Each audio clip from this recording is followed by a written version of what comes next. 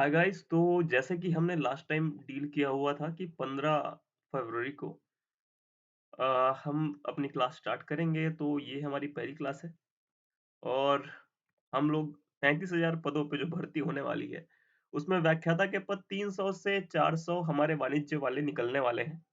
हम इसकी तैयारी करेंगे यहाँ पे। जिन्होंने चैनल को सब्सक्राइब नहीं किया है वो कर लीजिए।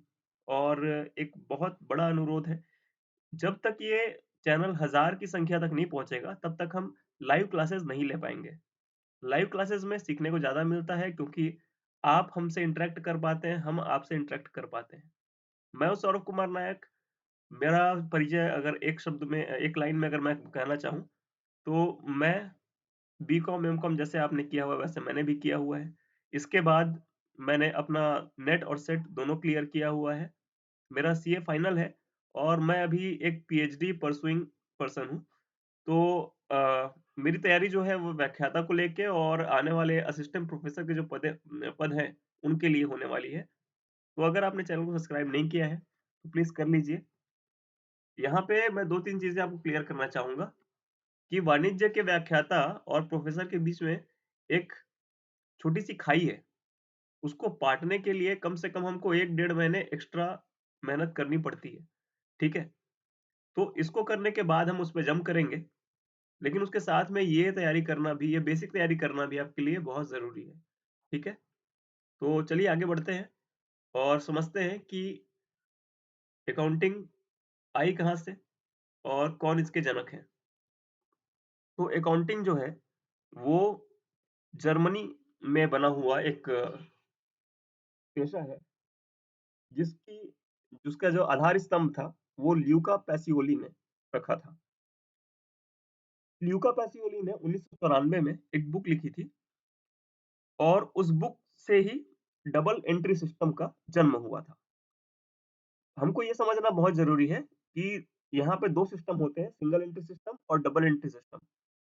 सिंगल एंट्री सिस्टम को मान्यता बहुत कम जगह मिली हुई थी, पहले प्रचलन में थी। उसके बाद ये डबल एंट्री सिस्टम आ गया, जिसकी जो अवधारणा है ल्यूका पैसिओली ने ली और इसी के तहत इंडिया में अकाउंटिंग हुई, मतलब बहुत सारे कंट्रीज़ में अकाउंटिंग होती है। इंडिया में भी डबल एंट्री सिस्टम ही चलता है, ठीक है? और ये आप जो फ़ोटो देख पा रहे हैं, है ना? ये जो फ़ोटो है, ये फ़ोटो आपके ल्यूका पैसिओली जी की है, ठीक है? ये फ़ोटो जो है, ये आपके ल्यूका पैसिओली जी की है और इन्होंने ही आधार स्तंभ रखा हुआ था।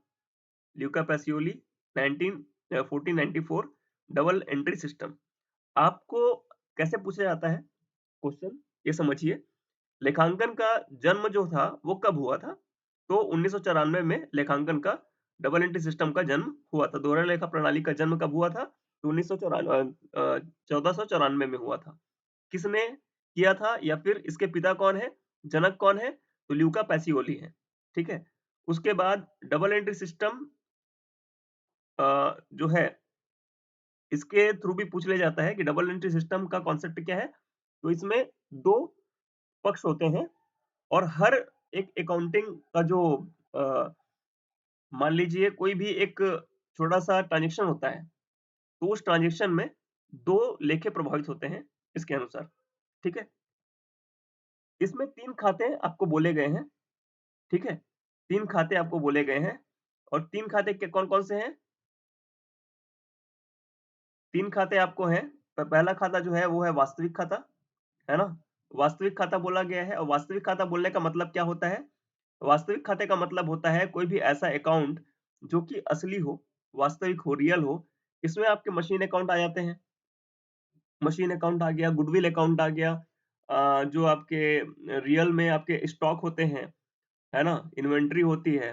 कुछ जो आपके स्कंध जिसको बोल देते हैं, मशीन बोल देते हैं, ये सारे खाते इसमें आ जाते हैं।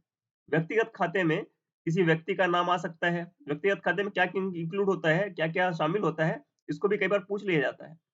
तो व्यक्तिगत खाते में किसी नॉर्मल जो नेचुरल पर्सन जिसको बोलते हैं, सामान्य व्यक्ति, जिसके हाथ-पैर हो, वो व्यक्ति आ जाते हैं। दूसरा जो आते हैं वो कंपनी आ जाता है या कोई समूह हो गया, समिति हो गई। ये सारे लोग कंपनी के मतलब वो सारे लोग पर्सनल अकाउंट के पार्ट होते हैं।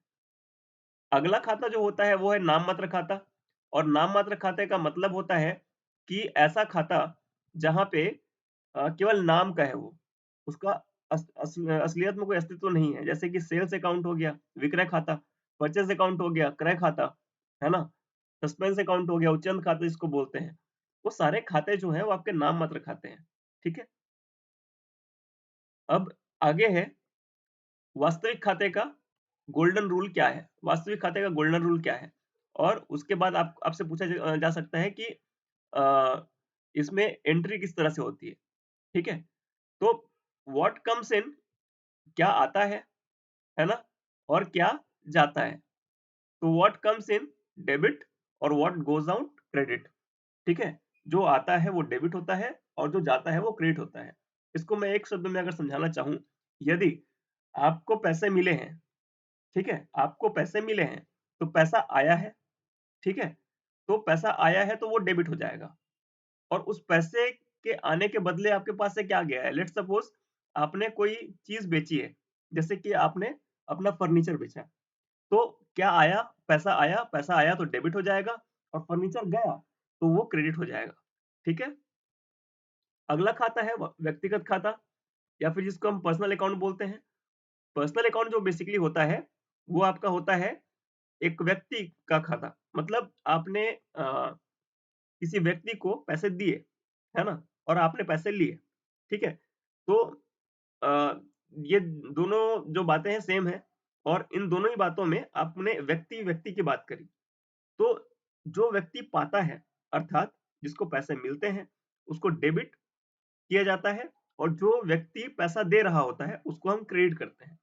जैसे कि अ, मोहन ने सोहन को पैसे दिए, तो मोहन ने दिए पैसे, तो मोहन गिवर हो गया, देने वाला हो गया, तो क्रेडिट हो जाएगा और सोहन जो है, सोहन ने पैसे लिए, तो वो क्या हो जाएगा? डेबिट हो जाएगा।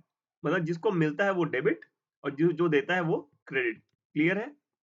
बहुत ज़्यादा क्लियर ना हो रहा हो, तो फिर इसके लिए एक जो व्हाइट बोर्ड वाली क्लास है, वो हम ले सकते हैं, ठीक है?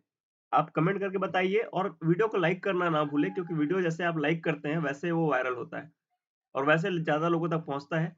जैसे मैं पहले ही बोल चुका हूँ 1000 सब्सक्राइबर जब मिल जाएँगे तो हम लाइव क्लास लेंगे, ताकि आप मुझसे डायरेक्ट पूछ पाओ उसी समय पे और उसी समय पे मैं आपको बता भी पाऊँ कि इसका मतलब क्या है। नाममात्र खाता या नॉमिनल अकाउंट जिसको बोलते हैं। नाममात्र खाता वो खाते होते हैं, जो कि केवल नाम मात्र के होते हैं, जैसे कि sales account, purchase account, suspense account, है ना? एक्सपेंस अकाउंट, तो इसमें क्या होता है ऑल एक्सपेंस और लॉसेस जो होते हैं वो डेबिट होते हैं, ठीक है? सारे लॉसेस, एक्सपेंस आपके डेबिट होते हैं और जो भी आपकी इनकम है ना? गेन्स हैं, वो आपके क्रेडिट हो जाते हैं। जैसे कि परचेज़ जो आपका है, परचेज़ आपका खर्चा है ना? वो डेबिट हो जाता है। सेल्स आपका इनकम है, वो क्रेडिट हो जाता है। तो डेबिट में वो चीज़ें आती हैं जो जहाँ पे आपके हो रहे हो, वहाँ पे आपके लॉस हो रहे हो, वो डेबिट हो जाते हैं। जहाँ पे आप प्रॉफ़िट हो रही हो, जहाँ पे आपकी इनकम हो रही हो, सारी चीज़ें क्रिएट हो जाती हैं। एक एग्ज़ाम्पल के थ्रू भी समझते हैं। मोहन ने ये ऐसे क्वेश्चन आए हुए हैं पहले से, तो ये प्रीवियस ईयर क्वेश्चन में माने जा सकते हैं। एग्ज़ैक्टली यही क्वेश्चन आया है, मैं ऐसा नहीं बोल रहा हूँ, लेकिन ऐसे क्वेश्चन आते हैं। तो आप बहुत ध्यान से करिए। मैंने यहाँ पे आंसर लिख के रखा हुआ है। मोहन ने राम से 500 रुपए में सामान खरीदा। मोहन के खाते में कौन सी प्रविष्टि पारित की जाएगी? Mohan purchase goods from Ram for 500 rupees. What entry will be passed in Mohan's account? तो मोहन क्या एंट्री करेगा? मोहन के खाते में क्या एंट्री होगी? तो मोहन ने क्या किया है? परचेस। तो परचेस क्या होता है? खर्चा और खर्चे को हम करते हैं डेबिट, तो परचेज अकाउंट डेबिट हो जाएगा और व्यक्तिगत खाते में जो देने वाला होता है ना? जो देने वाला होता है, वो होता है क्रेडिट। तो ये जो है राम फिलहाल दे रहा है, क्या दे रहा है? सामान, ठीक है? तो राम का खाता 500 और परचेज़ अकाउंट तो ये है 500। ये इसकी एंट्री अगर आपको समझ में ना आ रही हो, तो आप कमेंट कर सकते हैं, मैं बार-बार बोल रहा हूँ। लाइक करना ना भूलें और सब्सक्राइब नहीं किया हो, सब्सक्राइब कर लीजिए, ठीक है? फिलहाल मेरे पास जितने रिसोर्स अवेलेबल हैं, मैं उसमें अपना बेस्ट देने की कोशिश करूँगा। लेकिन बहुत अच्छा होगा यदि आप ये ना पूछें कि किस तरह से और इसको अच्छे मतलब अच्छे ढंग से मैं इसको और प्रेज़ेंट कर सकता हूँ, ये बताएँ तो ज़्यादा बेटर होगा। ठीक है? चलिए, नेक्स्ट है, डूबे कर्ज से ₹1000 मिले, डूबे कर्ज खाते में डेबिट किया जाएगा। 1000 रुपए received from a bad debt, which account will be debited? कुछ ऐसे खाते होते हैं, जैसे कि बैड डेट अकाउंट। तो बैड डेट जो होता है, वो व्यक्ति होता है जो जिससे हमको पैसे मिलने की उम्मीद नहीं थी, लेकिन उसने पैसे हमको दे दिए, है ना? हमने पिछले साल या उसके और साल पहले उस व्यक्ति के खाते को हटा दिया था पूरी तरह से, बैड डेट अकाउंट क्रिएट किया था। लेकिन उस व्यक्ति की डिमांड नहीं जाग गई और 1 साल, 2 साल जब भी उसका मन किया, तो वो पैसा देने वापस आ गया। तो उसने ₹1000 मेरे को दिए और ₹1000 जब मेरे को दिए, तब मेरे को क्या मिलेगा? मुझे मिलेगा पैसा, ठीक है? और बैड डेट रिकवर अकाउंट क्या होता है? एक इनकम अकाउंट होता है। कौन सा अकाउंट होता है? Income account. तो इनकम क्या करते हैं अपन? क्रेडिट करते हैं, ठीक है? इसका आप नोट्स बनाएँगे, नोट्स बनाने के बाद आपको सारी चीज़ें अपने आप समझ में आ जाएँगी। अलग से कमेंट करने की ज़रूरत नहीं पड़ेगी, लेकिन फिर भी कमेंट करते रहिए ताकि आपको समझ में आए कि आपका कहाँ तक जो है आपका विकास हुआ है, ठीक है? तो इसके साथ ही मैं खत्म करना चाहूँगा आज की क्लास। बहुत लंबी क्लास नहीं है, इतना ही बनाने के लिए बहुत समय लग जाता है। मैं बस ये आशा करता हूँ कि आप लोग से चैनल को सब्सक्राइब करेंगे और आने वाली वीडियोज़ को लाइक करेंगे। अ, 2 और चीज़ें मैं बोलना चाहूँगा, यदि आपने यहाँ तक वीडियो देखा है, तो प्लीज़ ये इस चैनल को शेयर कीजिए। 1000 सब्सक्राइबर के टारगेट को पूरा कीजिए ताकि हम लाइव आ सकें। लाइव आने के बाद में हम डायरेक्ट डिस्कस करेंगे क्वेश्चंस को, प्रीवियस ईयर क्वेश्चंस को और बाकी चीज़ों को। Thank you so much for watching the video और इसके बाद मैं अपना जो है वीडियो अभी बंद कर रहा हूँ, बट इसके कमेंट का मेरे को वेट रहेगा हमेशा से। Thank you so much.